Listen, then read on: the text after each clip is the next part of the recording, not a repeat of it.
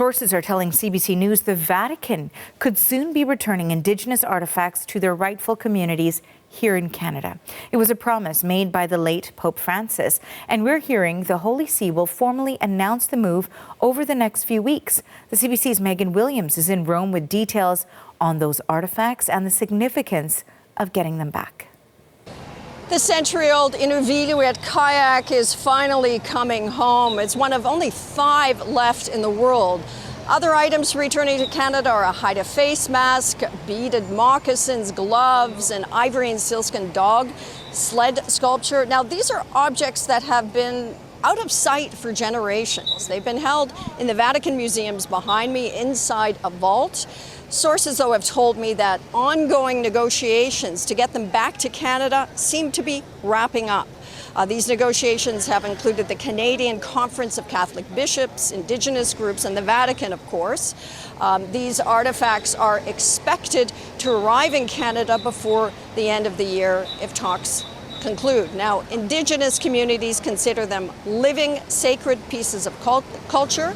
But they'll first go to the Canadian Museum of History in Gatineau. Experts there will examine them, try and figure out their origins, and work with Indigenous representatives to decide where they should go in the end.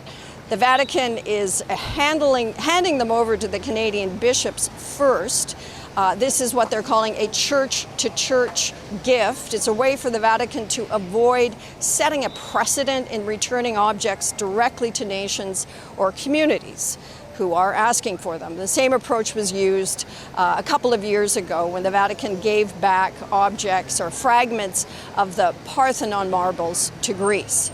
Now, the items were originally sent here from Canada by Canadian Catholic missionaries in 1925 for a world exhibit.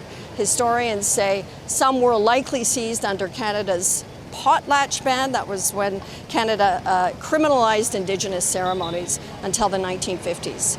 Now, if all goes well, the kayak and the other items will soon be on their way home. A tangible step towards healing after decades of cultural loss. Megan Williams, CBC News, Rome.